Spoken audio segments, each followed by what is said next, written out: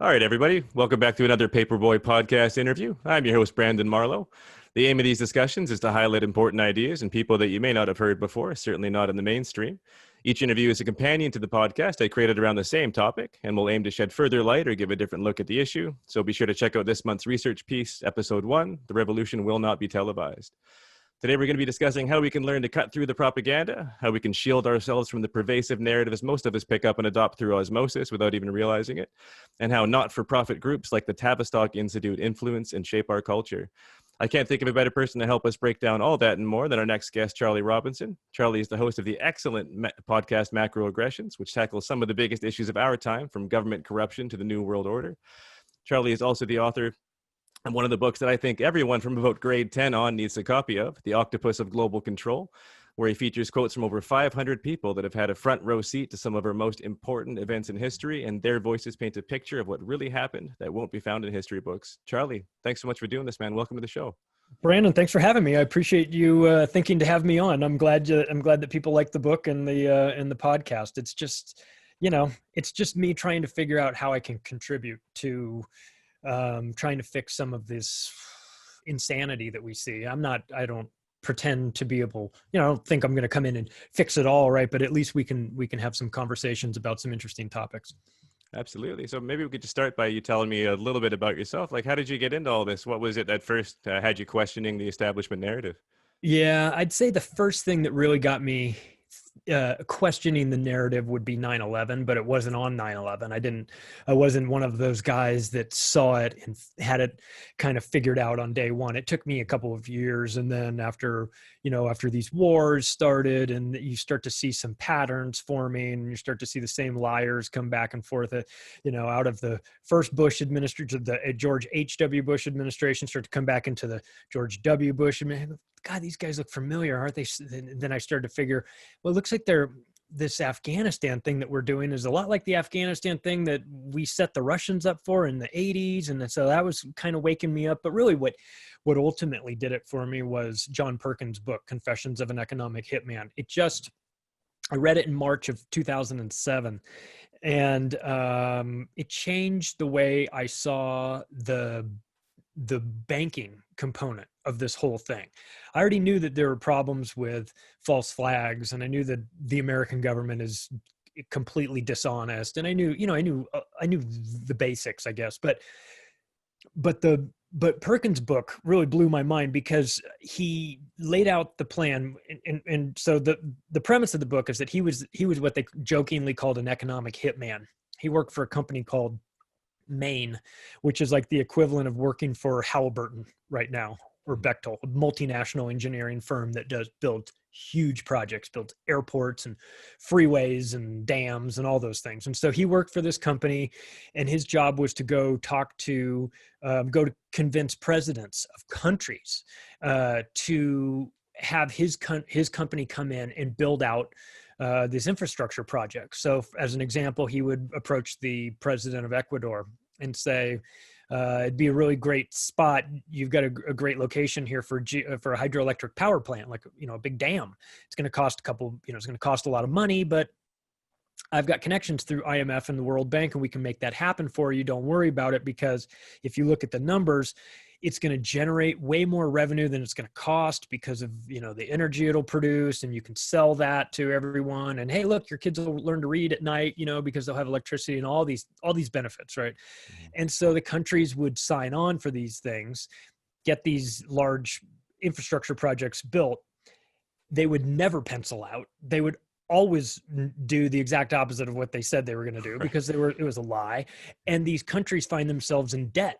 Like they can't afford it. And so the IMF and World Bank aren't really even so concerned about getting the money back from them. They just say, all right, well, we can work it out. If you don't have the money, we can have you, vote our way in a UN resolution, or privatize your fishing industry or something, do something, put a US military base there, some shitty deal that they were going to have to do because they didn't have the money to pay this back. And so as I'm reading this, March of 2007, height of the real estate boom. I'm living in Las Vegas. I'm selling real estate. It's an insanity. And I have this epiphany that what John Perkins was talking about on a larger scale, big banks loaning out money to small, poor countries that can't afford it to buy a tangible asset. Then they default and then they take something back from these countries. I realized I'm doing, the whole real estate market in Las Vegas, we're doing the same thing. We're giving loans to people that don't deserve, that can't pay it, that have no business buying a house, buying a $409,000 house. They make $8 an hour picking oranges. True example of somebody that I dealt with. Lender approves them. And so this person's thinking, I never thought I could really buy the house, but the bank says I'm good for it. They're going to give me the money. How can I guess I'm good for it then. And they don't understand the scam. And I didn't understand the scam. They didn't understand that these banks will loan fake money into existence that comes out of nowhere. The Federal Reserve just puts it in their accounts. When it creates it out of it, they borrow money. They then loan it to people who buy tangible assets, default on it, and then the banks just take back the tangible. So if you default, it doesn't matter to the bank, they're going to get your house. Mm-hmm. And so and I watched that. And then I watched Goldman Sachs go through in 2010 and 2011 with their vulture funds and pick up as many distressed properties as they could. They would literally say, what's available in this subdivision? We'll take all of it, Mm-hmm. And so I was like, this is really bad. This is horrible. And I got it. I understood the plan. If anyone's ever seen the movie or read the book, The Big Short, that was like a documentary to me. Michael Lewis's book, which was later turned into a movie with, some really famous actors. It's really well done. And people were like, oh, that's crazy. That's crazy. That was real life for me, like loaning strippers, buying houses, or stripper real estate agents. So I saw all that stuff. It was 100% real. It wasn't happening in Miami. I mean, I wasn't in Miami like it was in the movie, but anyway, so I got a taste of this insanity in the financial markets and how dirty they are. And it caused me to reevaluate where I was and what I was doing and what was important. And do I want to be a part of this? I mean, I lost 2 houses during the boom and bust. I mean, bought 2 houses, lost 2 houses during the bust. So I was drinking the Kool-Aid. I mean, I was fully in it and didn't see what was happening, what the scam was. And now looking back on it, I feel sort of like an obligation to tell people about. I wasn't forcing people to buy houses. I mean, they wanted to buy the houses and everything, but I do feel bad that I was even a part of it. But in my defense, like I couldn't see it. I was too close. I couldn't back up and see how it was all laid out. And now these days it's so obvious to me, but at the time it wasn't. So if you're somebody that's kind of new to this, I don't know, conspiracy world or whatever, and you're like, oh my God, how could I get fooled? How could I not see that? Don't feel bad, because they run really good scams that people have a hard time recognizing it when they're in it. I mean, perfect example of that is what we're currently dealing with the coronavirus situation. There's so many lies that are so obvious and so pervasive, and yet the vast majority of people are incapable of looking at something objectively and recognizing the lies until much later, when then it's like a magician, right? A magician does a trick and you're like, oh my God. But once the magician shows you how they do that trick, like, oh yeah, well, we got these cards, but really these are all marked. And then you go, oh, I get it now. Then anytime somebody tries to run that same trick on you, you spot it immediately. And that's kind of where I am now. I'm not trying to say I have all the scams figured out and I spot them all immediately. I don't, but I have a much better understanding of them, so that when I hear things in the media, when I hear certain words like, oh, we're, humanitarian aid, you're like, oh, humanitarian aid.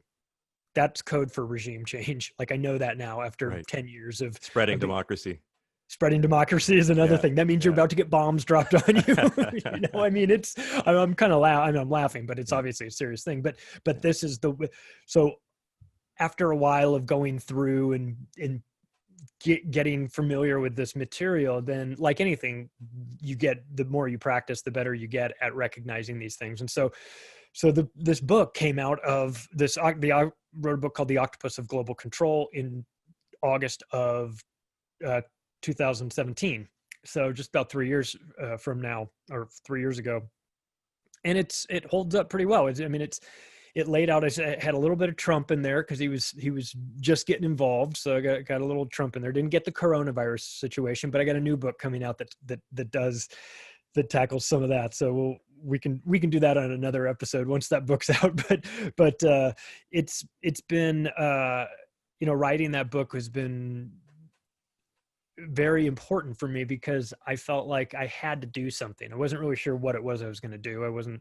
Didn't know if I would make documentary or do a radio show. I didn't, have options for that. But I could sit down and write a book. So I set aside to do that. And it, I didn't tell anyone I was doing it. It was totally like under the radar and put it out, and people started calling it the Conspiracy Bible or the Conspiracy Encyclopedia, which I'm flattered. I mean, I didn't set out to do that, but if people are interested in having like, I don't know, Behold a Pale Horse is a good one to have because that book covers a lot of different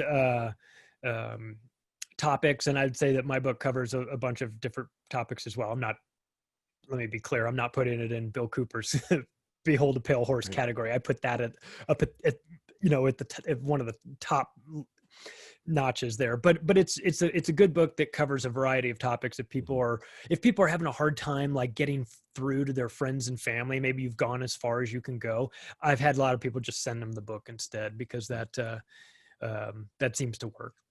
The interesting thing about Behold a Pale Horse is that I agree with you that it's a fantastic read and really, really enlightening, but it's a tough read and it's not organized particularly well. Like it kind of jumps all over the place. And I mean, the nice thing about The Octopus of Global Control is it's really well laid out. It's all sectioned really nicely and it's an easy read for people. So I totally agree. It's probably a good way for people to go. That's because I have to for my brain to work properly, I have to get things organized. Yeah. So I had to organize the layout. I had to organize it into 8 tentacles and do it that way. So that's just me. Bill Cooper had a lot going on. Yeah, for sure. So I thought we'd transition into propaganda a little bit. And I just wanted to read you a quote to get started. It's from a 1965 book by Jacques Ellul called Propaganda, the Formation of Men's Attitudes. He says, if I'm in favor of democracy, I can only regret that propaganda renders the true existence of it almost impossible. But I think it would be even worse to entertain any illusions about a coexistence of true democracy and propaganda. Nothing is worse in times of danger than to live in a dream world.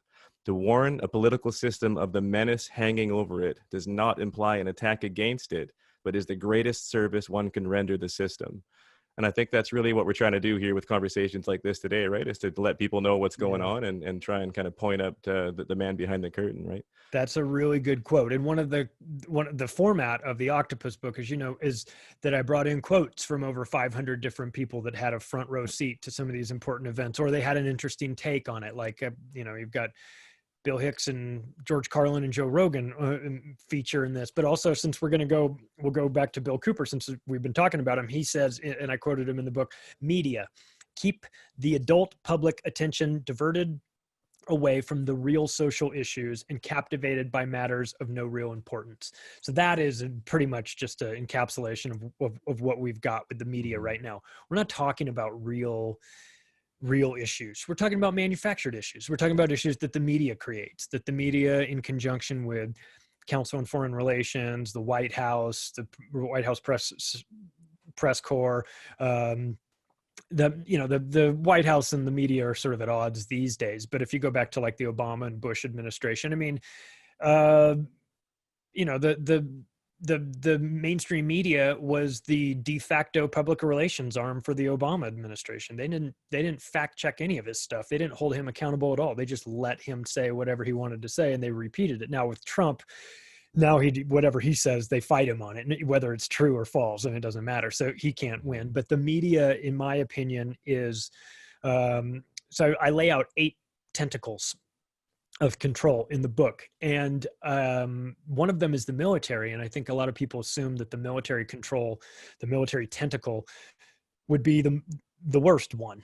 But I actually feel like the media and the banking are the worst tentacles because through them, they kick off hot wars that drag in the military. And the media is the corporate mainstream media right now in the United States is the enemy of the people. I know Trump said that a while ago, and people were like, "Yeah, get out of here." Or half the country was like, "Hell yeah," and the other half was like, "You're out of your mind."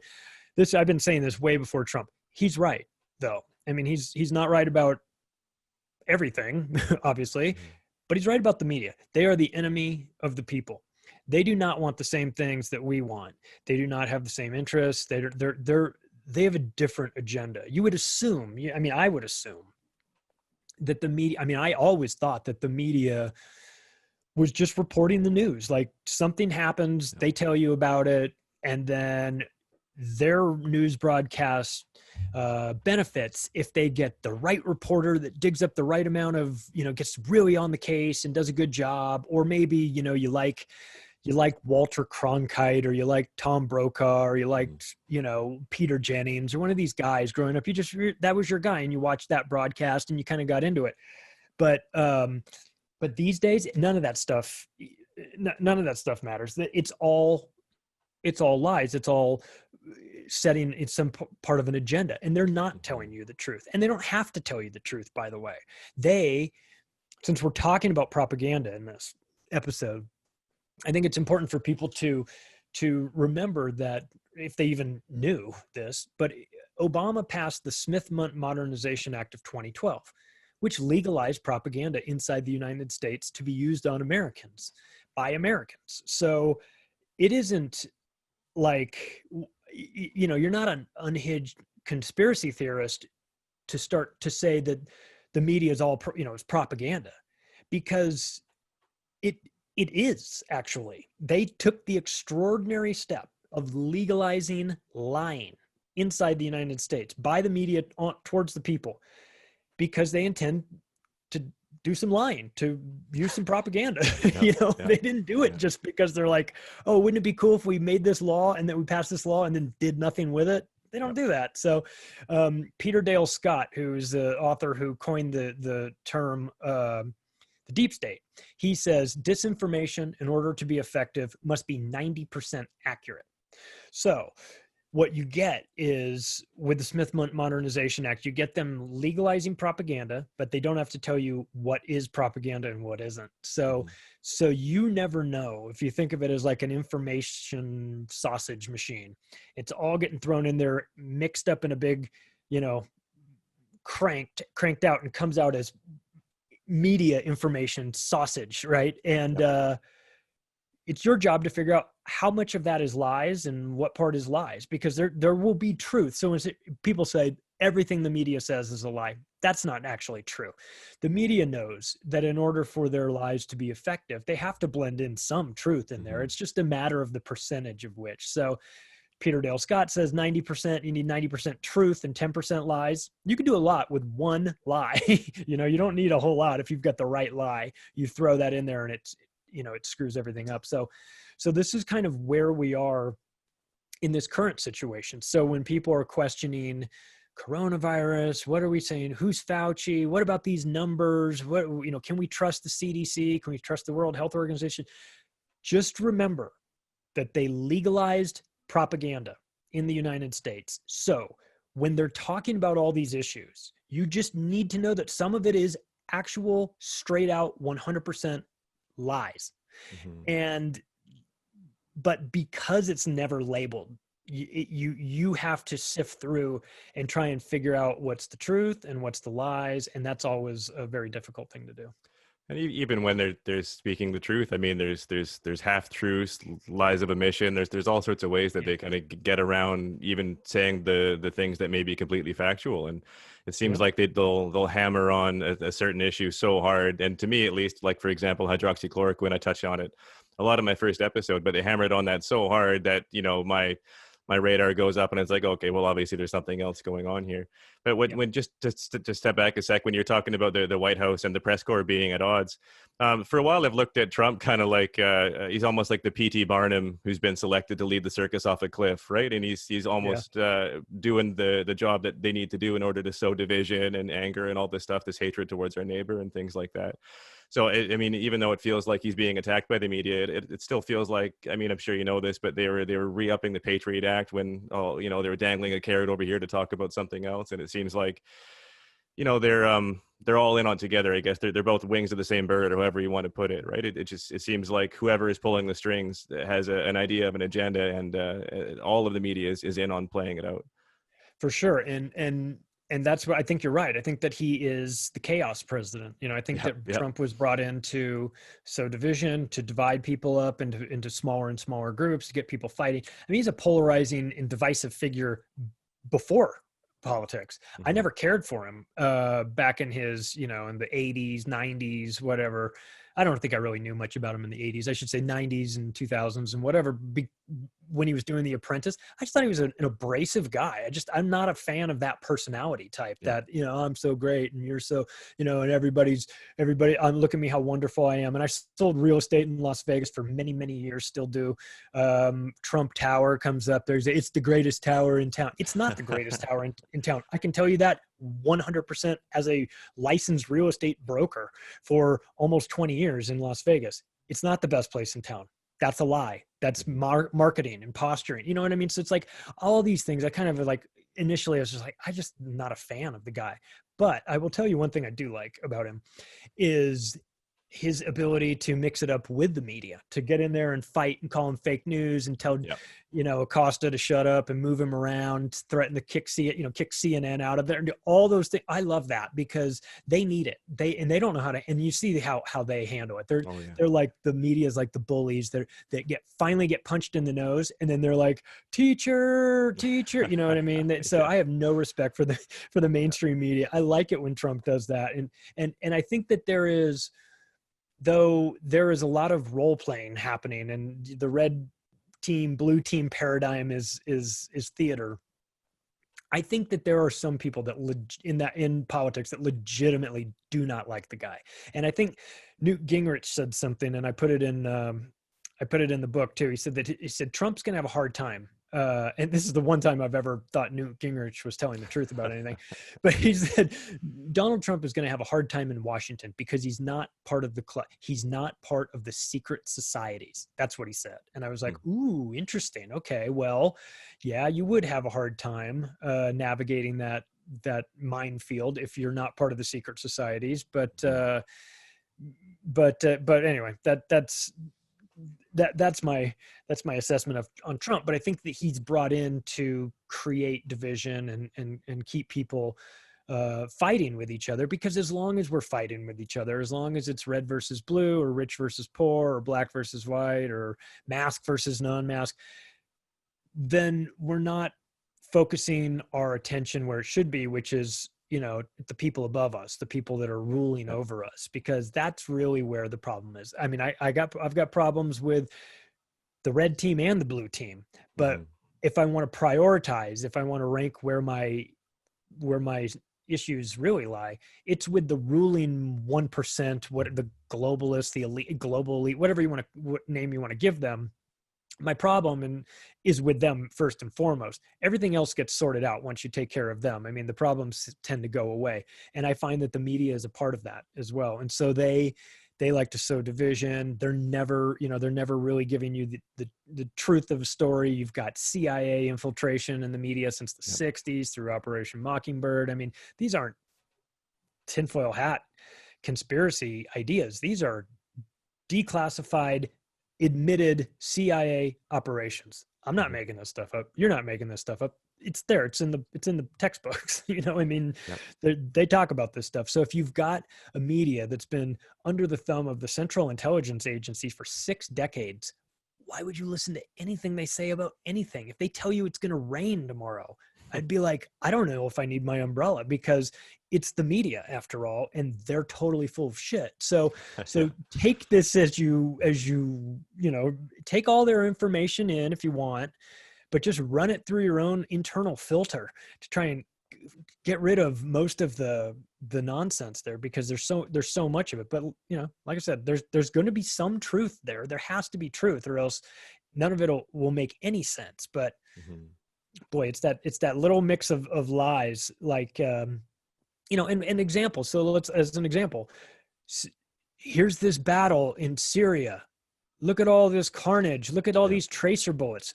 Kentucky gun range, Here, look at all the people dying in New York City in the emergency rooms from coronavirus. Italian, it's the Italian thing. Look at this. Look at all these dead people from in Syria. Look at Assad. He gassed it. Look at all these dead people. This is from 12 years earlier. You know what I mean? So it's like they just keep getting busted running fake footage and fake witnesses, and they took babies out of the incubators and left them to die on the cold floor. Total lie, declassified. The lies that got us. And now it'd be one thing if it's like your friend is lying to you about going out to a movie last night with his ex-girlfriend. He doesn't want you to find. That's one lie. Okay. But when the lie is the Iraqi soldiers were taking the babies out of the incubators and leaving them to die on the cold hospital floor in Kuwait, and then we start a war, that swings public opinion one way. Bush starts talking about that in 91. And that swings popular opinion toward favoring a war, which then kicks off and kills 500,000 people. And then sanctions kill another 500,000 Iraqi children. Well, these lies have direct impact towards death, and so it's not okay. It's one thing if somebody lies, tells a white lie about something that's unimportant, but these people, these maniacs, when they lie, people die because of it. And people get drafted or whatever, and they get forced into the army. I mean, we don't do the draft anymore, but there's a ton of pressure to join the military and things like that. They wrap it in patriotism and all this stuff. And we're going to go save the world and kill the bad guys and freedom and democracy. All that stuff is a fucking lie. It's all a lie. It's a sales pitch to get low IQ people that don't know any better or don't have any options to sign up for this stuff. And then what? You go to these foreign places, you come back, you see what those lies got you, and you have your brain scrambled for it. When you come back, and it's reprehensible, because the repercussions of these media lies are, a lot of times end in war. And I have a huge problem with that. And I think that the people running the media organization should be held personally responsible for this stuff. I think they should be dragged out in handcuffs, taken to court, and be held as war criminals, because what they're doing is manufacturing consent, like Noam Chomsky talked about. They're creating a false reality. It becomes real once they report inaccurately on it. And then we get our heads filled with all this. We got to go get them. And we rah, rah, rah. And we tie a yellow ribbon around the old oak tree, or we go marching into Vietnam and get 56,000 of our guys killed there, and 2 million other Vietnamese, Cambodian, Laotians. Over what? Over a lie, a literal lie. The Gulf of Tonkin was a full-blown lie. It never happened. There were no Vietnamese PT boats shooting at them. None of it happened. Once again, not my opinion. You can read it in their declassified documents. I mean, they talk about how it never happened.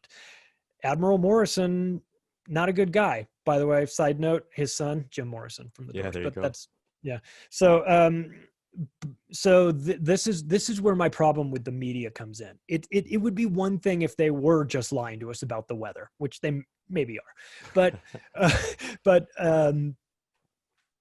those aren't the lies that bother me. The lies that bother me is that we have to go invade Syria because Bashar al-Assad is gassing his own people. A lie. And that, but if the alternative media didn't push back as hard as we could have, as hard as we did, and expose that, and out the white helmets a total propaganda outfit. And if we didn't do that, then you better believe we would be loading up troops into C-130s and flying them over to Germany and getting them staged and getting them ready for a Syria invasion. Because after all, they're on that list, the 7 countries in 5 years that they talked about, about taking out. So this is just this is the real world consequences of propaganda. Just feels like one big gaslight from the media, right? Like you may not have a draft anymore in the States, but it's like they just draft public opinion to get whatever agenda they want pushed really good through, point. right? That's exactly what they do. They don't have to I mean, they used to have the draft, and they used to force people in, and people got around it. You know, and these days they don't have to do that. They've got better technology. They've got a lot of people, but they also count on. Well, look at how the military markets these days. They do it through video games. Mm-hmm. They go after kids. Hey, want to come in? You know, in Las Vegas, there's Nellis Air Force Base, and then there's Creech Air Force Base, which is a little bit more outside of town. Creech Air Force Base is where the drone pilots sit in there and control and fly the drones that drop bombs on the Middle East. They do it from right outside of Las Vegas. That's where the pilots are. Yeah. So they're targeting kids through video games. They have a big budget for that. They've created video games. There's an Army video game you could play.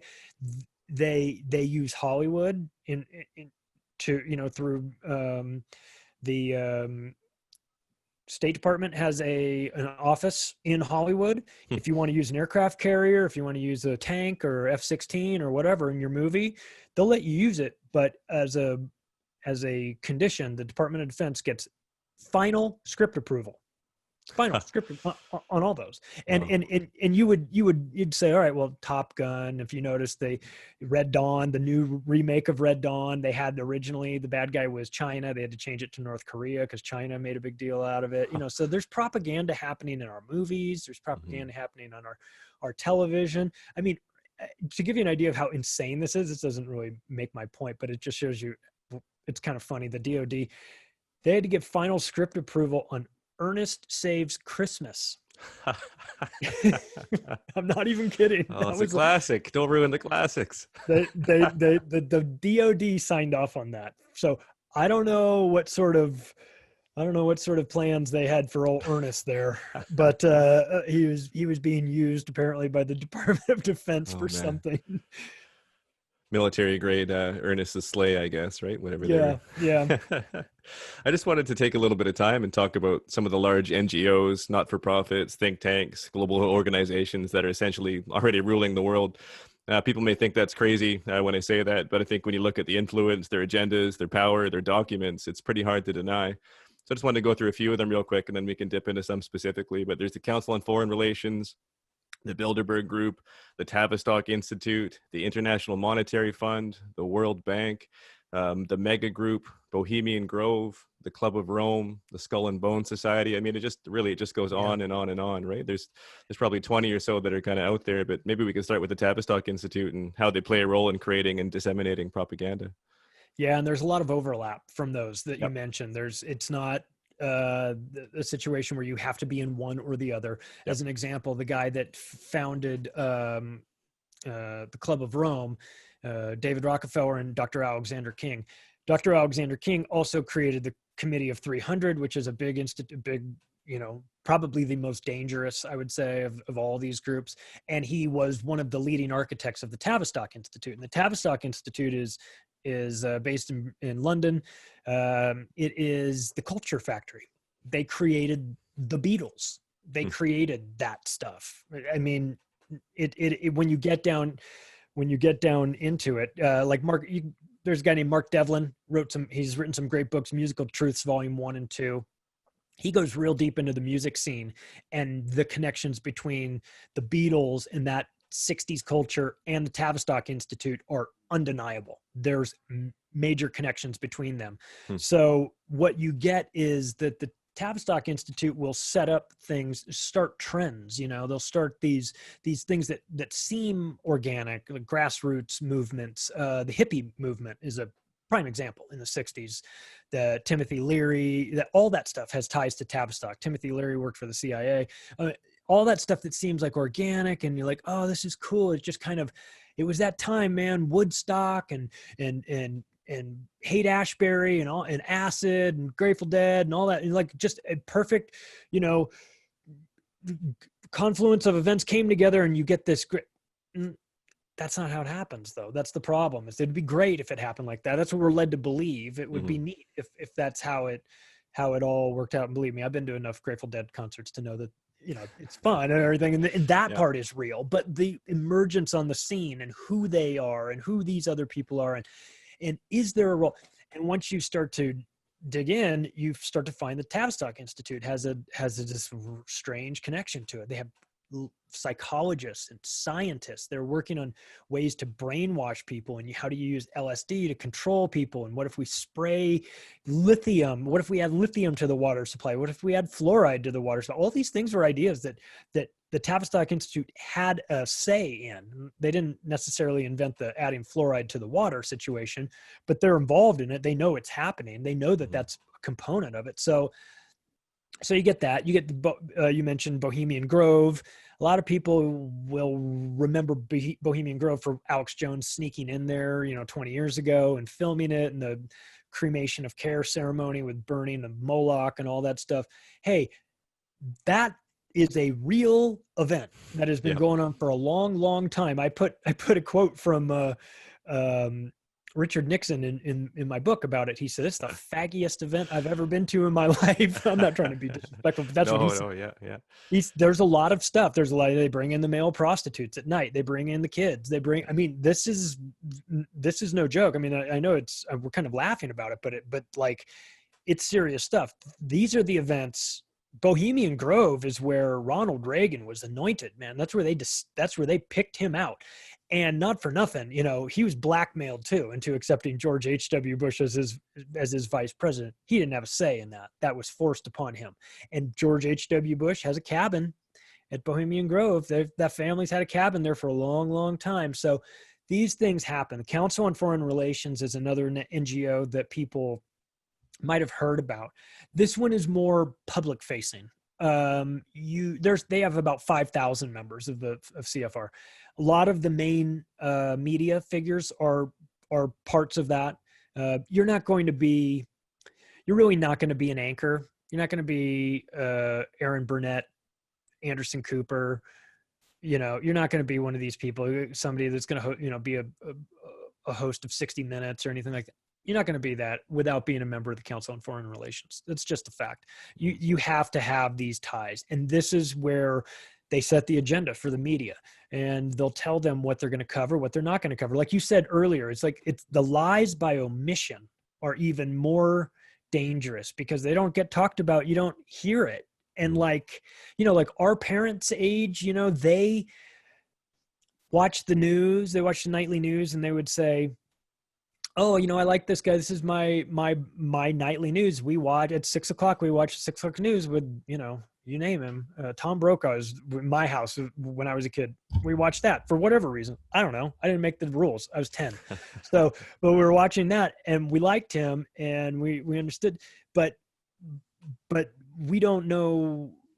You don't really know who that person is. You don't really know what they're told to say. You don't know what the backstory is. So you go out there, you assume that this guy's telling you the truth. You like him. He's your guy, right? You watch the nightly news and you figure our parents assume, well, if it was, if there's some important event, let's just say I mention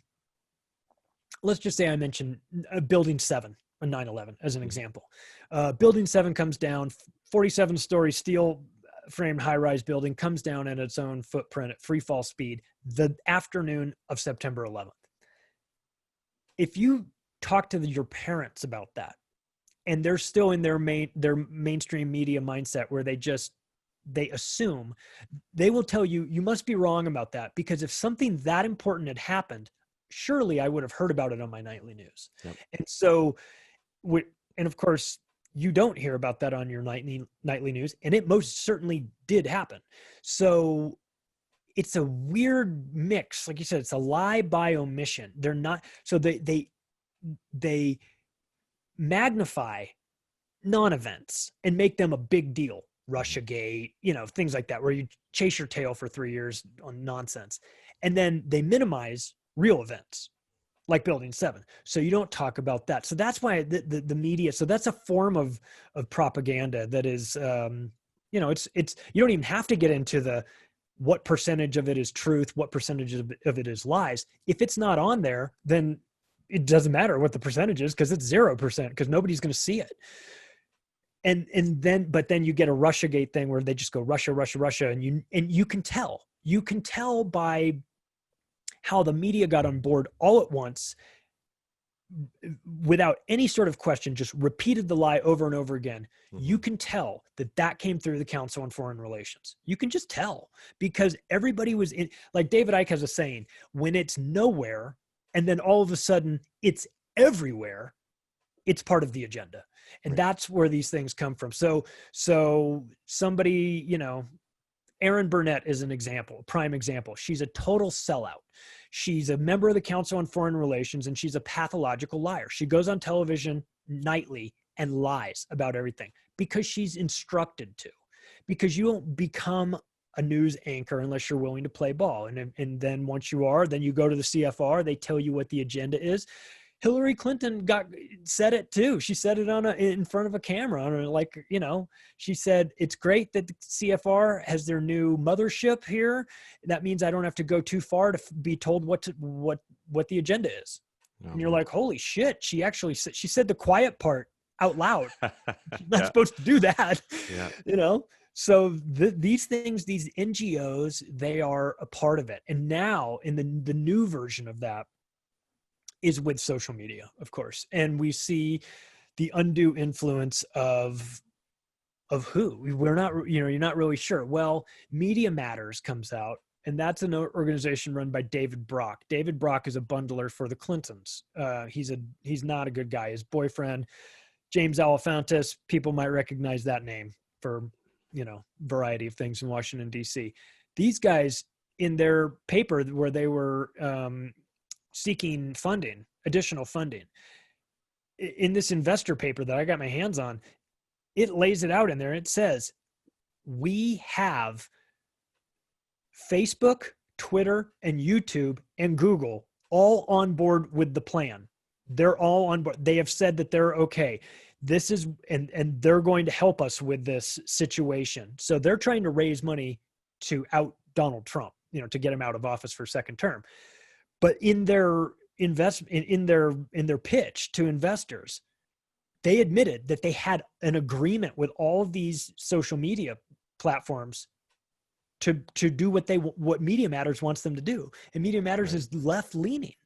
It's like they let the cat out of the bag there, you know, and then you find out that there's other groups as well. It's not just Media Matters, the Poynter Institute, the German Marshall Fund. These groups are talking openly about how they set the agenda and how they use the media to push that through. So it's not accidental. They've done this. They've been doing this for a while. They've got a pretty good system laid out where anything that they can get really, really roasted for, they just outsource that to NGOs, and they go, it's not us. It's coming from them. It's their suggestions, not us. Well, you know, because if you're Jeff Zucker at CNN and you want plausible deniability, you just say, it wasn't my idea.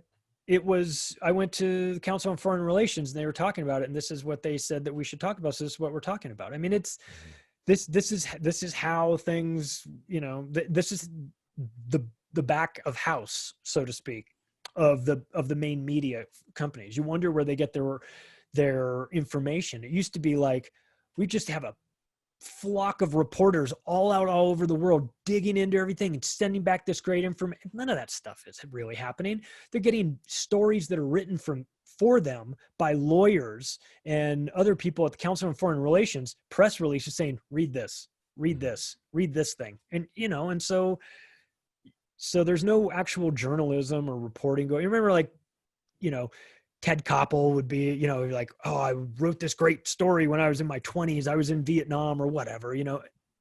You think Anderson Cooper's been out in the field? He hasn't done anything, you know? So these people are no longer, they're not reporters. They're not journalists. They're script readers. They're teleprompter readers. And I think that a lot of us in the world, and the alternative media especially, can see right through it. I mean, it's transparent to us after a while of watching this, when you know, and what a soulless job that must be. And they pay a lot, man. They pay well. They pay so well that if you have if you wake up in the middle of the night, Jerry Maguire style, and write this manifesto, like you're going to change the media and everything, they'll just tell you they'll just fire you the next day and there'll be 100 people lined up to take that job. Oh, you want to pay me $7 million a year to read off a teleprompter? Great. I mean, the line starts here and there's 100 people in line right away. So you can't like protest if you're, and I pick on Anderson Cooper because I don't like him, but if he just decided he grew a conscience and wanted to change the world and start telling the truth, they just get rid of him. The next day, he'd be gone. So there's no point in even starting some internal revolt there, because what good would do you? And like I think just on the payment scale, most people don't understand the difference between $1 million and $1 billion, and what a lot of these monoliths are working with in terms of funding, right? So I think 1 million seconds is something like 12 and a half days, and 1 billion seconds is like 31 years. So it's like it's absolutely nothing to these guys to throw at 7 million a year to Anderson Cooper or whatever else. It really feels like social media is the next step in social engineering. It's just it's the easiest way for them to get their tentacles out, or however you want to put it. And I'm on Reddit quite a bit, and you see it all the time when they'll just astroturf the shit out of whatever topic is that they're trying to set the stage for, whether it's Kavanaugh or whatever else it happens to be that's coming through. It just it feels absolutely ubiquitous. And I think people will look at the fact that, for example, for hydroxychloroquine, you'll see 40 articles on Bloomberg or wherever else, all these other news sources saying, well, it's bad for you, it's harmful, all these, but it's basically coming from the same place. But then people who are looking for basically the proof in numbers and social proof for these things, so they have a hard time disassociating from the fact that you need to not look at all those sources, and if you do, you need to look at it with a real skeptical eye.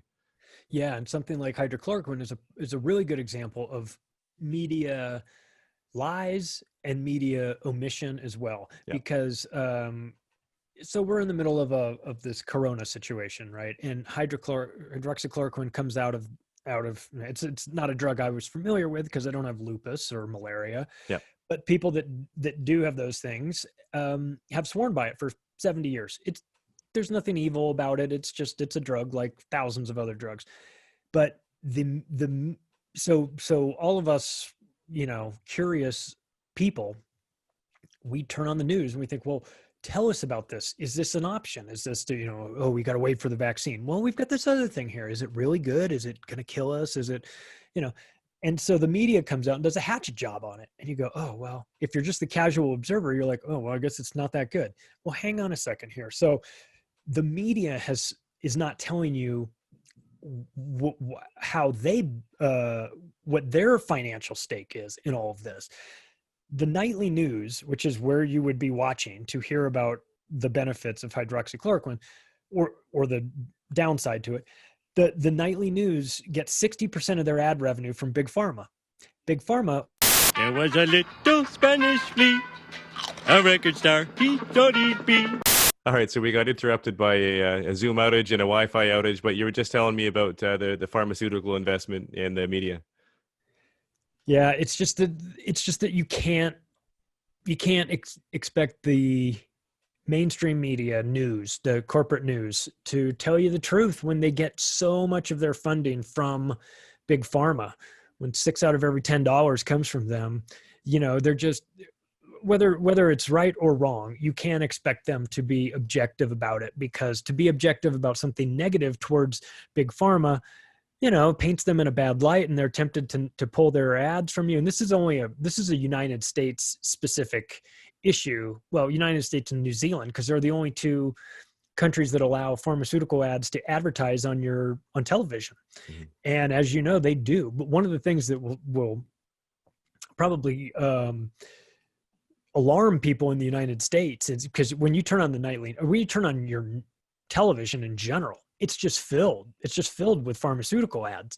Mm-hmm. And they spend billions of dollars on pharmaceutical ads. But what's crazy that I found out, and I had no idea about this, is that they spend 7 times more money than they spend on television ads on advertising to doctors directly. Oh. Which is insane to me, because they spend billions on television ads. So what does that mean? So they shape the mind of the consumers. They shape the mind of the doctors. Get the doctors to think about things differently. Like, oh, you should really prescribe this drug, because if you did, and you hit your sales figures, then we would have you as a speaker in Hawaii for a week. You could bring your whole family. It'd be great. We'll go up there. You speak for 15 minutes, and you spend the rest of the week, Yep. laying out at the pool. And that's kind of how a lot of this stuff happens too. So it's devious. It is. And I mean, the fact that money seems to be the you know, people will always say this, but it's like money is obviously I don't know, you don't call it the root of all evil, but it certainly seems to be the driving force in a lot of this stuff, right? I mean, you look at the International Monetary Fund and the World Bank, and people think that they're these benevolent organizations that are there to help these countries kind of get out of whatever the disaster capitalism has put them in. But it's just like this, it's one hand working them into the other, right? It's all one big game. Yeah, and that was my awakening through John Perkins' book, was that these big banking institutions are no friend of yours. You know, they're out for themselves. And I don't know. I mean, maybe I was naive. I just assumed that these organizations, World Health Organization, oh, this is great. They take care of the health of people all over the world, and they're an organization. What could be wrong? What could be bad about that? Right. Yep. And then you dig into their path. I mean, it's a bit, to be honest, it's a bit depressing, because you're like, God, nothing is sacred. Like, you know, you go, oh, the World Wildlife Fund. Well, surely that has to be good. Nope. It's a eugenics organization. They have hardcore ties to depopulation. You're like, Jesus Christ, they can't even save the pandas without it being a depopulate, you know, so there are components of it where you just kind of like, you just go, I just want it all to end, you know, the blue pill looks appetizing at some points during this journey, you know, believe me, because the more you dig into it, you start to you feel like, oh, is everything compromised? And not everything is compromised, but the media does a really good job of getting people to focus on one version of reality, and it's their version that they've invented. And it's, you know, and when you do that, then you have blind trust in the media, then you watch an episode for 30 minutes about the news. You assume you've got the gist of what's going on. You then leave your house and go out into the world and go conduct business or interact with people. And you drag all that fake information that you think is real, and you start debating people or fighting with people or, you know, saying nice things to people that you think like, oh, great, you work for the United Nations. Oh, that's fantastic, man. Come here. Let me shake your hand. Like, no, you don't know who the United Nations is. So all these they impact us. We then take this information out into our real world, our daily lives, thinking that we've got it, you know, not all figured out, but we assume that we've got the right information. Then we make decisions for ourselves and our families based on this information.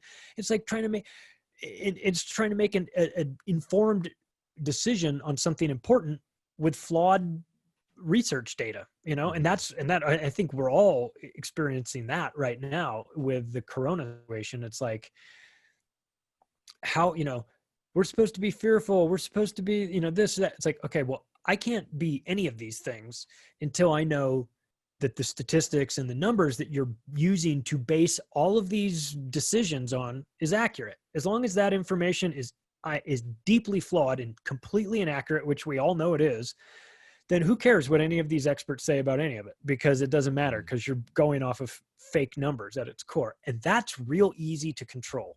That's really easy for the media to move a decimal point. We saw them do it with 99% positives testing, you know, in Florida. These places testing corona at 99. Oh, well, we had to revise the number down to 8%. Well, that's not even a decimal point move. That's just a flat lie. You know, we're just going to make this thing look about 11 times worse than it really is. Like, okay, well, now you've got people that hear that there's 99% positives in Florida, and then they don't plan their vacation to Florida anymore because they think that it's, you know, so I mean, like, all these things have real world ramifications. So it's frustrating that it's just frustrating. It's frustrating to turn on your nightly news and know you're getting lied to, and you know it, but you also know that just about everybody else that's out there in the world that's watching it doesn't realize they're being blatantly lied to. And that's a frustration too, because it's like, on the one hand, I'm furious at the corporate mainstream media for being so dishonest. But the other hand, I'm also mad at the general public for not waking up to this. And I get it. I mean, it took me a while too, but like, at some point, like, we have to take responsibility for our own education, our own actions and things like that. And it's like, if you're just willing to just ingest everything that the mainstream media is telling you, like, without any sort of scrutiny at all, like, that's kind of on you too, you know? I mean, you kind of play a role in this. You have to filter out, you have to get better at filtering out what's truth and lies and things like that. And And if you're unwilling or unable to participate in actually trying to figure out whether, then you become part of the problem as well. So I'm way more critical of the mainstream corporate media, but I don't give the general public a free pass too, because I mean, we have seen over the last couple of years that or the last couple of decades that we have outsourced our critical thinking to the media and to politicians and to experts. Fauci, Bill Gates. Oh, well, Bill Gates is rich, so he must know better than me. That's not necessarily true. Don't make that assumption. So it's, the media, I'll always kick them in the balls because they deserve it.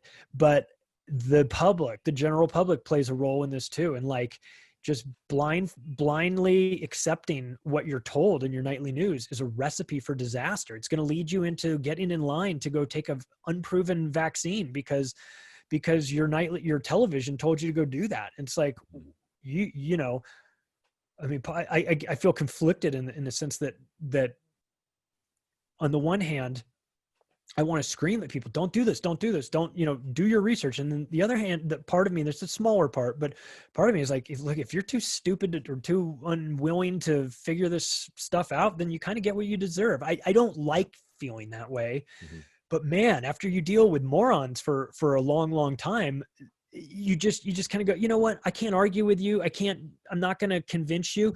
Go take that vaccine. Go take that experimental vaccine, dummy. See how it works. See how that works out for you. And when you get really sick from it, and when you can't get out of bed for 4 months, or it's rewired your whole brain and you're drooling, don't come complaining to me. You've been warned. You've been warned by, a lot of people are talking about this. So, it's one thing if the media lies to you about a poll that says this percentage of people favor Biden, this percentage favor Trump. In the end, it's all going to get worked out. People are going to go vote. We'll figure that all out. But when they lie to you about safety studies of vaccines and things like this, which the media lies all the time about, they take the big pharma position and they parrot that back out, which is a flat out lie. Then I've got a real problem with that, because people take that information seriously. They use that to make their decision, and then they maybe go get in that line to go take an experimental coronavirus vaccine. And so it's more than just a theoretical distrust and dislike of the media. It actually, I think people understand this, that what they tell people has real world implications. They create a new version of reality with the lies that they tell. So, and of course, the most devious thing is that if you spot their rather obvious lies and sound the alarm bell and point everybody to it, they have a function that makes you look crazy for doing that. They have these terms that conspiracy theorists, that was a term that was coined by the CIA.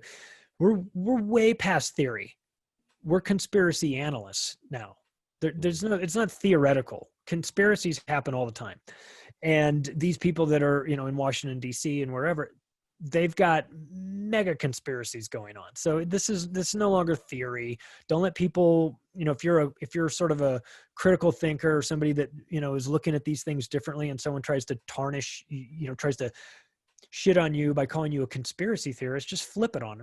I'm a conspiracy analyst. Have you done any analysis on these subjects, or am I the only one that's done it? Because if you haven't, then we can't even have a conversation about it, because you're going to be telling me I'm crazy, and I'm going to be telling you I've got the facts. And so anyway, it becomes, the media has that self-defense mechanism where if anyone gets a little too close to exposing them, they have the systems in place to try and tarnish your reputation, or make you sound unhinged, or call you a bunch of names. And unfortunately, it works. It's not as effective as it has been, but if you've had battles online, you'll see that it works. I mean, the way they can convince the masses to see a certain percentage of the people that are talking about something that is true, but doesn't fit with the narrative, oh boy, if they can hammer on you and make you look crazy, they will do it, because it is that important to them to keep the lies going, to keep this facade still happening. This is the Wizard of Oz. They are you pull back the curtain and it's them, just naked, short liars, just spouting garbage. And you see, I knew this is how it was. I knew you guys were doing this. So don't let anyone shit on you by trying to call you a conspiracy theorist, because it's not an insult. Conspiracies happen. We can have theories on them as well. We can have analysis of them, but so is it a conspiracy theory when the CIA admits that they've been running the news organizations for six decades? Is that a theory, or is that a conspiracy fact? You know what I mean? So it's like, it's the frustration of. We down again.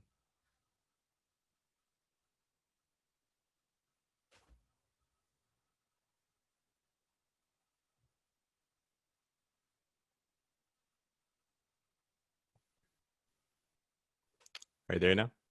I'm here. Oh, beautiful. Sorry, you froze up on me just for half a sec there.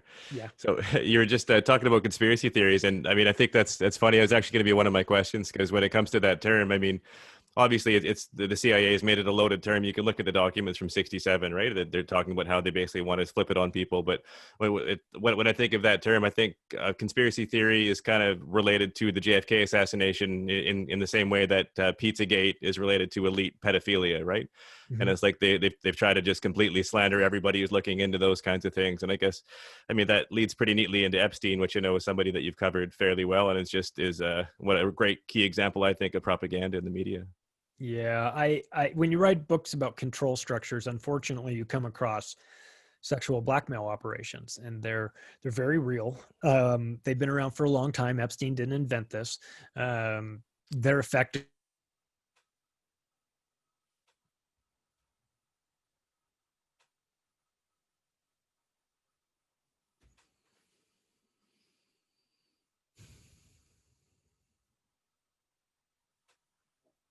Qualified, surely through the vetting process, you'd be weeded out. You wouldn't make it to the top. It's the exact opposite, actually. In politics, the person that has the most dirt on them, the most controllable person, they wind up in high positions of office. Not the best person, but literally the worst person, because they want you, because for one, the government is not the top of the pyramid. The people above them put these politicians in position and then have them do their bidding for them. They're totally disposable. They give them what they want. Whatever this politician is, whatever his deal is it you want to be famous? We got that. You want to be rich? We can do that. You like girls? We can hook you up with some girls. You like little boys? We can make that happen too. Whatever it is, whatever your thing is.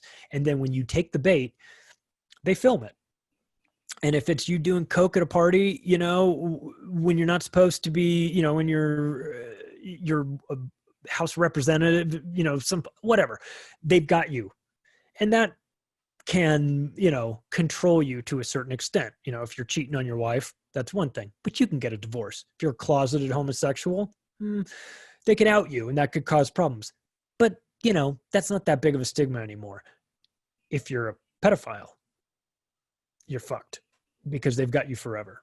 And so when you look at things like that, when you look at what Epstein was doing, and you take a look at some of these important world events, and this is one of the things that I cover in the book, is some of these events, you go, why did we ever make that agreement? Who would have signed off on that? Who would have signed off in Congress to say that it is illegal for Medicare to negotiate a reduction in prices from Big Pharma? Medicare can't negotiate price. They can't buy in bulk and get a better price on drugs from Big Pharma. It's against the law. They passed the law.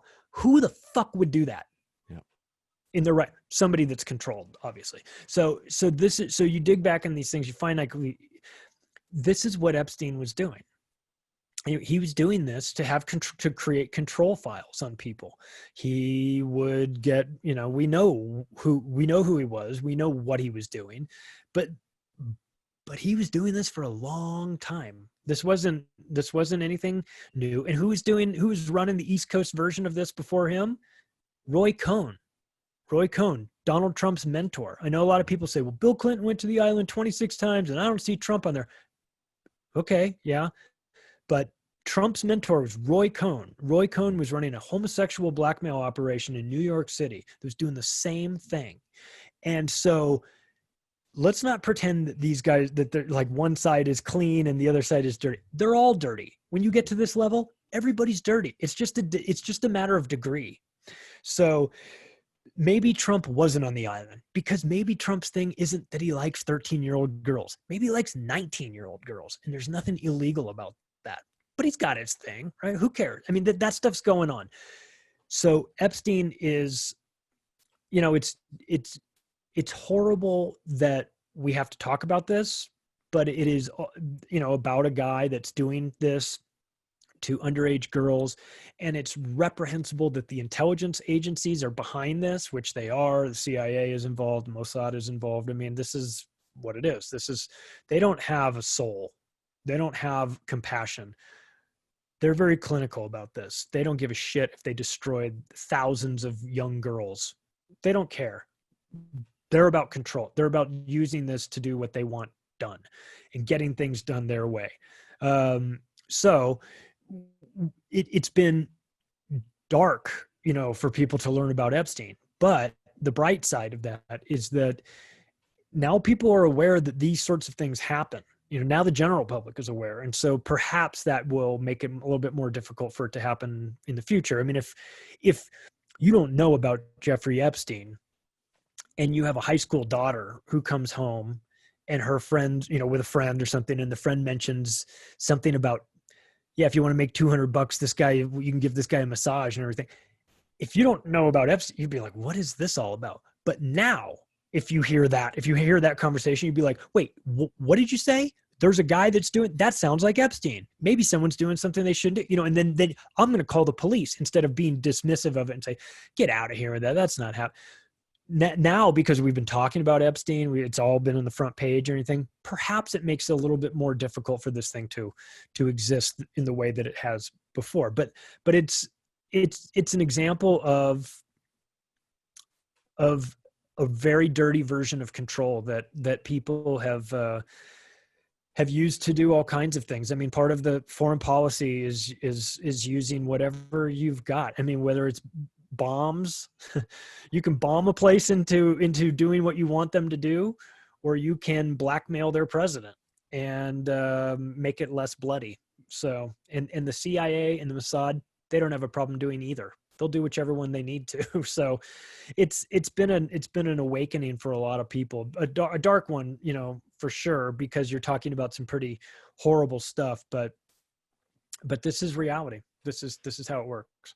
And then when the media covers it, they kind of isolate it down and make it look like it was just Epstein. And now they've obviously had to admit that Ghislaine Maxwell was involved, but they keep trying to stop it at, they stop the bleeding wherever they can. And they're performing triage essentially, and they're pretending it's only a thing that's going on in the States. This isn't a thing that extends globally, right? And I think through your work and through Whitney Webb's work, you can see that even she thinks that it's Les Wexner's that's the head of the snake in the West, right? And that's a name that you haven't heard pop up in the media at all. No, Les Wexner runs that faction of the Jewish mafia. Mm-hmm. Sheldon Adelson runs a different one. I mean, these guys, this is what happens. But when you have the ability to control, at least to a certain extent, what winds up on the media, then you can run PR stories about how Les Wexner's just this old guy. Oh, I didn't know.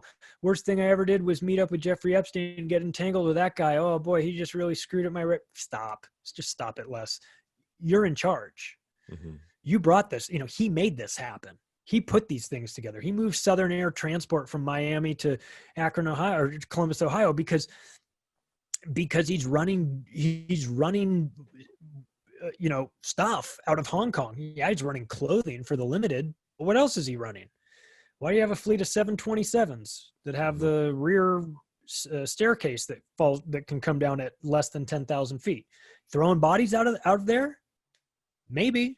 You know what I mean? So these things are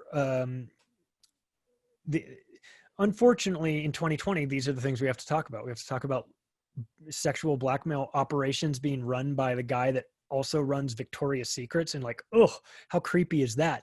How about the fact that there was the live feed? There was a camera in the dressing room of one of the Victoria's Secrets in New York that piped straight into Epstein's house. What about that? Wow. That's not accidental. Okay, that's not, oh, gee, Jeffrey Epstein took advantage of poor sweet Les Wexner. No. This is a scheme. There's more going on here. And so and Whitney's done the best work on this, in my opinion. I think if there was any justice in the world, she would have won the Pulitzer Prize for her work. She didn't, because it's about this. Instead, they gave the Pulitzer Prize to the New York Times for their coverage of the Russiagate story. That just tells you how controlled everything is, right? Exactly. Oh, that's disgusting. So I'm just curious, like how you overcome some objections from people that may be open-minded but skeptical about the whole thing. Like, you know, the ones that I always hear are 3 can keep a secret if 2 are dead. How can so many people be involved and no one blow the whistle? Why would our government ever harm us? Why fake the moon landing? You're saying all space agencies are involved. It just seems like the scope and scale is too big for people to process. And I understand that too. And I understand that why people would make that assumption that it's too big. And because look, if you're talking about, I don't know, if you're talking about the moon landing or whatever, this assumption that every person at NASA would need to know, ooh, we're all going to pull this big. That's not how it works. We know that because we see these councils, Council on Foreign Relations and Bilderberg and Committee of 300. What they've proven is that you don't need everybody to know. You just need the key person. You just need, for whatever reason, the person needs to be on board with it. Either they've been promised something positive, right? I'm going to promote you. We're going to make you rich. Or they're being blackmailed, or they have to. They know they better get themselves on board with this lie pretty quick, or else it's going to come out that they're a pedophile or whatever. So there's a variety of ways that you can get people. You don't need to take down the entire organization, get everybody in the organization involved. You just need to know where the pressure points are. You need to know who you can work and who you can't work. And that's why they have meetings at Davos where they get all these people together. They set the agenda. And part of setting the agenda is telling these people what they're going to do. And if someone is not going to do what they're supposed to do, then they need to know that, and they need to make sure that that person gets out. So you don't need to have all of NASA under your thumb in order to fake the moon landing. You just have to have some key people. And they go, well, sticking with the moon landing as an example, Neil Armstrong would never do that. Oh, really? You think they didn't have a conversation with him and say, listen, this is what we're doing. You're going to be a hero. You're going to be immortalized forever. And he probably didn't feel good about that. And then they said, well, listen, as a gentle reminder, if you ever tell anyone that you did this, we'll murder your entire family. Mm-hmm. Every generation of them. They'll all die in car accidents, airplane crashes, cancer, whatever. And if you're a high level person, you know that those threats are true. You know that those threats can happen. So they don't need to have entire organizations on board. That's not how it works. People see compartmentalization in the military. They see how that works all the time. How do you get these people to do that? Well, because everybody's on a need-to-know basis. There's a hierarchical chain of command. You're instructed, you're taught to do what the person above you tells you to do. You move up to that spot, someone above is still above you, but you get to tell other people what to do. And this is how it works. And so people can keep secrets in these organizations. Now, if people start talking, they can also wind up DEAD, right? There's a lot of people that Danny Casolaro wrote a book about the octopus. They whacked his ass for that. Why? Because he was writing about the Promise software, the Israeli spy software, and you wind up dead. How many examples do we have of people shooting themselves twice in the back of the head and committing suicide? I mean, this stuff happens all the time. I mean, we've got the Clinton body count. That's not an imaginary thing. There are a lot of people tied. So you can control people a variety of ways. If you've got them to sell a story, if you want them to be really good at it, you can promise them positive things or you can threaten their life. And it works. It just depends on it's like anything else. Depends on the person, depends on who you've got. Who do you have? You might have a certified psychopath that you don't need to prod very much to get him on board with some devious scheme that you've run. And that's a guy who, by the way, they get identified early on. They know they know who they can trust. They know who they can bring in. And as far as people that say, well, what do they just all have a big plan? They all get together and they don't need to get together and have a big plan for a lot of this stuff. They know what works best for them. That's all they need to worry about. If I'm running a hedge fund, I know what works best for me. I know what I need done. If I'm running NASA or something, I have a very good idea of what I need to get done. So you don't need to control a ton of people if you've got the right people. And they bribe them. You see them start doing things, especially in the UK, knighting people. Oh, they've knighted you. Why do you think they've knighted all these people? They do that as a reward for keeping up your end of the bargain, for doing what you're supposed to be doing. If you see, by the way, if you see anyone that's Sir so-and-so or, been knighted, that's a person you want to stay away from, by the way, because they have done something in order to earn that honor. And if you're earning that honor from the British royal family, you've done something pretty horrible, or you've played ball, or you've kept your mouth shut. You've been a part of this. Not every single time, I should say, but enough that enough that a pattern forms, So I know that it's tempting to think that nobody could control all this, but you'd be surprised how effective a control system is when you blend in financial rewards, playing off of somebody's ego, and then also a healthy dose of terrorizing them, of fear, of them really know. Like if I know something, let's say I have some great, unbelievable secret that will change the world. I know that if I come out on CNN, let's say CNN brings me on for some reason, and I spout that unbelievable secret that changes the world, I'm a dead man. I know it. You know what I mean? Like if you've got something like that, you're dead. So you have to also remember that people that are in positions of power, they have to go along with a lot of these things because they understand the repercussions could be their death, could be the death of their family. So there's a lot of ways that they can make you do things that are against your will or against your best interest. And you can really help them out too, if you're a dirty degenerate that keeps tripping up on stuff, keeps getting busted for fraud, keeps getting busted with kids, keeps getting busted doing all kinds of unspeakable things. Mm-hmm. Then they've got you.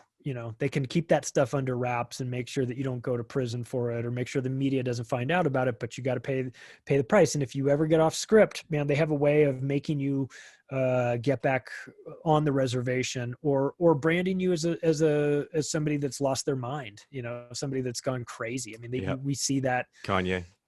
We see that constantly. Yeah. So who do you think sits like on top of the power structure? I mean, we just went through all those different NGOs and governmental, non-governmental groups. Like, are they somebody that's just behind the curtain that we've never seen, or is it is just part of those groups?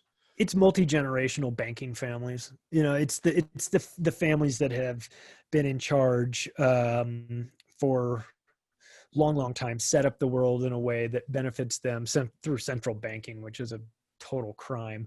And religious organizations have pull. It's not to say that it's just them. The Vatican has a ton of influence.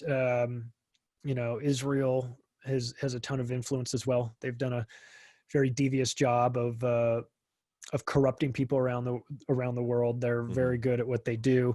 They're taking that into the new realm with their Unit 8200 cyber warfare component, which has backdoors into everything through the Promise software. So there's a lot of groups out there. I mean, it's not the United States is not running the world. The United States is being run by people that are running the world, but it's a franchise to them. It's the United States franchise, but there's lots of them. And, so it's not like one main lizard person, running the world necessarily. Yep. It's a consortium of families that have wealth, but that wealth is not just financial wealth. It's a wealth of power. It's a wealth of influence. It's a wealth of owning the right corporations. And then there's one more component of this that's very devious, and it's interlocking boards of governors, where multinational companies all sort of own a lot of shares in each other and place each other on boards, on the board of directors of other companies. So like the guy who's like the high ranking, maybe the CEO of General Motors might also sit on the board of Kellogg's, as well. And those things happen as well. And that might not seem like devious in and of itself, but once you realize that everyone has kind of connections to one another, so they help to make the agenda work seamlessly, and because of these interlocking boards. So there's a lot of it's of course it's hard to tell who's got all the money now, because you've got offshore banking and secrecy laws and things like that. So that's very difficult. So to pin it down, it's just easiest to say multi-generational banking families, but it's not to say that is necessarily the only people involved. Mm-hmm. It's that those banking families also have ties to all the other corporations and things like that. I mean, it gets a bit blurry, to be honest, once you get down to the details, but that big group, they know what works best for them. And that is, less rights for the people, more for them, more money for them, more control for them, less for you. It sets up a world. I can't imagine seeing the world in that way, where your daily routine is trying to see how you can keep everybody else down while you're up. I don't know. I guess I'm not a psychopath, but they see that as their duty. It's multi-generational. Then if you want to get really dark, you incorporate childhood trauma into that, and satanic ritual abuse. There's that component too, which I know gets a lot of eye rolls. And people, when we start talking about these people are like Luciferians, people go, "Oh, you lost me there." Look, I'm not saying that it's important to me or it's important to you. I'm saying it's important to them. To them, it means something. Symbols, all that stuff. And it's been an awakening for a lot of people around the world to hear about symbols, and, oh God, I didn't realize that's what that meant. And then you start watching the Super Bowl halftime show a little bit differently. You start watching the Video Music Awards differently, the opening ceremonies to the Olympics. You're like, holy shit, this stuff is everywhere, And so who's doing that? Who's making who's sending signals, encoded messages? Well, it's, the people up at the top, the people that could make it. So certainly not the guy at the bottom of, the guy that's the key grip working the Olympics, opening ceremonies. That guy's not doing the choreography. Danny Boyle is, who's got Academy Awards. Who's he controlled by? Why did he decide that the opening ceremonies for the London Olympics in 2012 was going to have children in hospital beds, in gigantic figures, coming to get them, to kidnap them out of their beds? I mean, holy fucking shit. That's a crazy dystopian nightmare. Yep. That's what we want for the Olympics. Like, really? Well, that's part of the agenda. It's part of putting that out there. And once you start to recognize it, then, like you said, then you see it everywhere. You're like, oh, okay, I see that now.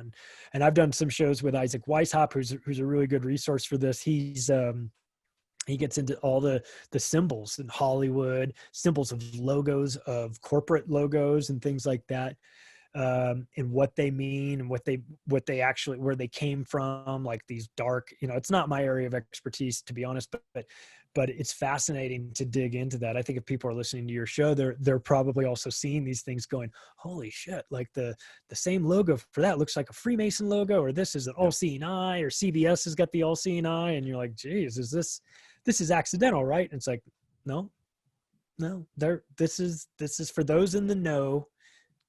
They see it. They see the layout perfectly. For those towing the sand, right? There you go. For those that are uninitiated, like us, if we're not aware of it, first of all, we'd never even think to look. But even if we did, we wouldn't know what we were looking for. And so now you start to see, like the FBI releases all those coded pedophile logos, and you're like, shit, they're certainly turning up a lot of Nickelodeon, Disney shows, all these things. And you go, is that accidental? Yeah, I don't know. Could be. But when you see it over and over and over and over again, it starts to make you think that maybe there's an agenda going on. Yeah, absolutely, man. I've got a couple of young girls. They're just toddlers, but I keep them away from TV in general, just because I can't be TV fucked to try and suss what's good and what's not. We get a mini dose of Mr. Rogers now and again, and that's basically it, right? That's kind of where I've ended on. But it's funny when you mention international banking families, it's hard not to think of the name Rothschild, right? Like that's obviously who's going to pop to mind. But they've done such a good job in terms of PR, and you know, it's like you can't mention Rothschild without getting the term anti-Semitic, and it's the same thing as being a conspiracy theorist. It's like, well, I'm just researching what's actually happening, right? I mean, if you look back in the 1800s, they lent what, you know, in today's dollars, over $1 billion to win they lent it to Britain in order for Britain to win those Napoleonic wars, and they benefited heavily from that. And if you just take that little bit of money, imagine they got it back, and you're putting 3% gains on the stock market from then till today, you're well over $1 trillion, right? And so I get such a kick out of those Forbes richest 100 people lists. I'm like, no, those are the richest public people, right? Like that's nowhere close to what the actual wealth is that's out there. It's just yeah. Oh, Jeff Bezos, richest man in the world. Jeff Bezos couldn't carry Lord Rothschild's jock strap. You know what I mean? He's got nothing on them. Those multi-generational banking families have trillions of dollars. They have more money than they could ever spend, obviously, but it's not about the money. Mm-hmm. It's about the control. It's about keeping themselves, you know, where they are, keeping everybody else, you know, down and controllable. And it's like when you've got all the money in the world, when you've bought everything you could buy, apparently you go looking for things to buy that are not for sale. And that's education systems, governments, media, you know, media narratives, things like that. You just start shaping reality to best fit you. Like, so a prime example of something like that is the traditional compulsory schooling that we see in the, like, say, in the United States. As an example, desks in straight lines, a bell that goes off when the class is over, a bell that goes off when the school day is over, things like that.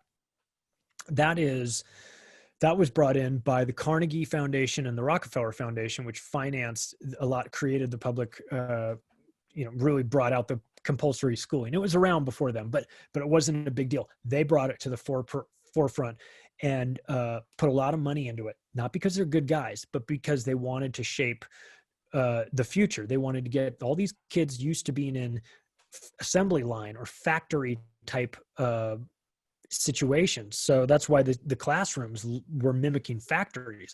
And, because they want to turn out these kids that are prepared for life working in their factories that they own. So everything gets skewed when you've got all this money. Now we see the new version of that is Bill Gates. And what's he doing? He's financing Common Core school system, trying to change the school system. Mm-hmm. And how do they do that? They do it in devious ways. It's not just giving money.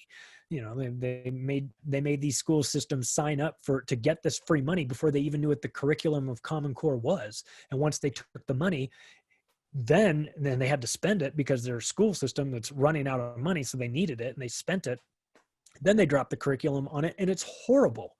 And the schools are like, we don't want anything to do with that. And they said, well, then give us the $50 million back that we gave you from the federal government. And you're like, well, we've spent it. Like, well, then it looks like you're doing this curriculum. So the wealthy, the Rothschilds and Rockefellers and the Gateses and everything like that, they have plans for society. They want it looking a way that they want it to look. Bill Gates is involved in this now. He's in the forefront of everything, we've been dealing with in 2020. And people are like, well, who is this guy? What does he want? I'll tell you what he wants. He wants the same thing the Rockefellers wanted. He wants good publicity for being a bad person. Yeah. He's using, and he's using the Bill and Melinda Gates Foundation as a tax shelter, the same way the Rockefellers used the Rockefeller Foundation as a PR machine to generate good publicity, and as a way as a tax shield, so that they can't come after them for the taxes on their businesses. So it's sad, because you get through this, you see that the school is compromised. You watch your nightly news, you see that's compromised. Your politicians are all compromised. It's a bit depressing, to be honest with you, but I feel like if people at least come to understand it, I'm not saying they have to dwell on it, they don't have to be experts on it, but if they at least understand that this is how the systems are set up, then they'll understand why things work the way they work. A lot of people say, this government that we've got in the United States, it's just totally screwed up and totally broken. And I would suggest that the government is working just fine. The government is working exactly the way it was designed to work. Mm-hmm. It just doesn't work the way you think it should work. Right. It is designed to protect the small elite and to benefit them and fuck you over in the process. It's working fine. You may look at it and say it's broken, but the people that created it would look at the system and say it's working great, because we make the assumption that the government was set up to benefit us, and it really wasn't. And that's a hard pill to swallow, because a lot of people have like a feeling that their government is like their dad, who's going to look out for them and maybe take care of them. And what they found is that their government is more like Jack the Ripper. And that's a horrible realization, because then you start to think, if what I believed of this government is a lie, then what else is a lie? And it starts you down this path, and it's very devious. So it's like we have to have these hard conversations, not because they're fun, not because they're not because we like them, but if we don't talk about these important topics, then we're going to just repeat them over and over again. And currently what we've been seeing is this push to erase history. And I would say that part of that is to erase the history so that most people won't realize that we're repeating it, where you look back and you go, oh, hang on a second. All these things they're doing right now, this, Black Lives Matter, these protests and all this stuff, like this is straight out of the Saul Alinsky Rules for Radical playbook. They don't want you to know that, of course, but if you look, there's literally like step by step, and a bunch of the items on that list have been crossed off, like they've been done. I mean, happening, in progress, yeah. And if you suppress history and make it so that people don't know that exists out there, that book or other things like that, then you will just assume that this is the first time we're living through something like this. When in actuality, it's like, this stuff is recycled, man. Mm-hmm. The riots in the streets and the burn this and fuck the police and all that. These are old storylines. I was at USC in '92 in South Central Los Angeles when we had the Rodney King riots. Oh, wow. I saw rooftop roof Koreans and all that stuff. I mean, Here we are almost 30 years later. We're having the same issues. We're having the same things over and over again. It's not brand new. So history is under attack as well, as a way to make sure that that we don't learn from our mistakes. We stay constantly screwed up, under the thumb of the government, which is exactly where they want us. And it's a shame, but it's not over yet. This game is, there's still time left, and there's a lot of people waking up. There's a lot of people that are talking about these topics. They're explaining how it all works. And I think a lot of people are starting to figure it out. And even just the obvious, like, why is it that it's fine? The government says it's fine for me to protest at BLM, but it's not okay for me to protest about being locked down. Like, even the most brain dead among us can figure out that there's a problem with that. So maybe they will overplay their hand on this, and maybe the authoritarians will try a little bit too much to crack down. But we'll see. It certainly has been an interesting year. Oh I don't know man. that I'm ready for the second half of it. I'm not looking forward to, but I guess not much we can do about that.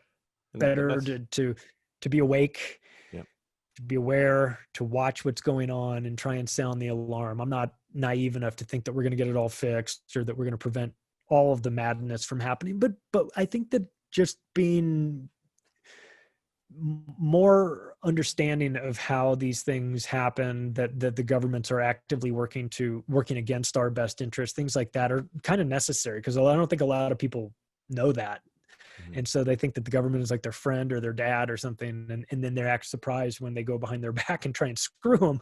And what I'm saying is that just be aware that you're sort of on your own, in a sense that the government isn't going to come rescue you. Big Pharma is not out for it. They want a customer for life. They want you to be sick. They don't really want you to be healthy. So you start going, God, all these institutions that I thought were there to help us out, they're really not. They're not there doing what they say they're going to do. They're named, something really nice, Black Lives Matter, where they don't care about black people. They're run by their financing chair. The person that's in charge of their financing, Susan Rosenberg, went to prison for 2 decades for blowing up federal buildings. She's literally a terrorist, a white Jewish lady. So give your money to Black Lives Matter, you dummies, because that money is going to funnel right through her. This is not conspiracy theory. Once again, you can look her up. So, it's just such a weird time. It's a weird time to be dealing with all this, but it's the most important time in my life that I can think of. Slow motion 9/11, right? Yeah. It's a slow motion 9/11. That's exactly. Yeah. Like what's funny about that Susan Rosenberg thing is she's only a terrorist until you Google it, and then Snopes debunks that for you because the definition of terrorism is ambiguous, right? Yeah, it's funny. Yeah, so when you discover that she's a terrorist, then what is their plan? Not to change her or get her. It's to have the search engines change the definition of terrorism. Yep. Because that makes sense. Like it's just so blatant, and I think my only hope here is that it seems like the agenda is being rolled out so quickly that people are starting to really wake up to it in a way that it's almost just like it's arrogance, or I don't know, maybe they feel like they're past the point of it being stopped, whatever it happens to be. But you look at what's happening in Belarus and kind of all over the world. There's places that are starting to revolt because of how quickly it's being rolled out. So I'm not sure if that's going to slow the roll in the West, or if that's just going to, it's not going to stop them at all. But it seems like people are definitely waking up. I'd like to end on a nice, hopeful note, at least. So something positive. So I just thought I'd ask you, I mean, how do you stay positive looking forward? Like, where's your hope for the future? Where does it come from? Well, I feel like there's the way people wake up to this information is exponential. I do a video or I do a podcast, and then thousands of people hear it, and then they take that information, maybe they share it, or they start digging into it on their own. So what makes me feel good, or makes me feel positive about this, is that it doesn't have to be one person waking up one person. It can be one person waking up 100 people or waking up 1,000 people. And then that mushrooms, because those people, not all of them get enthusiastic about the information necessarily, but some do. And they choose to do that. They choose to write a book, or they choose to do a documentary series, or they do a podcast, or they do whatever. Or they're the one guy that winds up on the nightly news that's telling the truth, or they decide to run for government as one of the few people that is, that has good intentions. So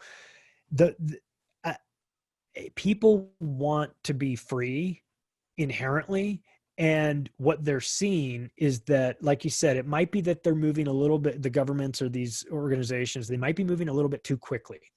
David Icke calls it the totalitarian tiptoe, where you, instead of going from A to Z, you just go from A to B, and then from B to C. You just make small incremental changes, negative incremental changes, to keep everyone from recognizing that you've installed this huge prison planet apparatus around them. But you can't do it all on day one, or else people will realize and revolt. So maybe one good thing that's come out of this has been that they've tried to fast track some of these things, and that will blow up on, in their face, because people recognize, oh, this is happening too fast. Mandatory vaccines for COVID for an untested vaccine that has a 99.76% recovery rate seems insane to me, right? And maybe I'm not the only one. Maybe it'll seem insane to everyone, and everyone will go, we're not doing that. We're not participating in that. So that's a very positive thing. So it's sort of it's the flip side. It's like, on the one hand, they're trying to roll things out really quickly, and that's a bad thing. But the good news could be, because they try to roll it out quickly, it has the exact opposite effect. It wakes up a bunch of people, and people say, okay, this is my line in the sand. I like that we're all talking about these things on podcasts. Podcasts seem to not be getting censored that much, and it's especially in comparison to social media posts or video posts on YouTube. They're getting censored like crazy. So that's a negative. But once again, even the negative there of mass censorship has the unintended consequence of waking people up to censorship, and so they recognize it. It has what they call the Streisand effect, where you complain about this thing, and then what it does is it just draws more attention to the thing that you're complaining about, not wanting anyone to see. So it could be that this combination of them overplaying their hand, rushing things, and this awakening of people that are all talking, I don't remember these conversations happening in the mid 90s. They probably were. They're probably happening on a smaller scale, or maybe the internet exploded things to the point where you can find all this information. I'm sure Bill Cooper was was talking about this in the early 90s too, but he didn't have the platform that it has now. So now anyone with any dummy like me with a laptop and a microphone can do a podcast, and I can reach people. So we've got the technology to get this information out there.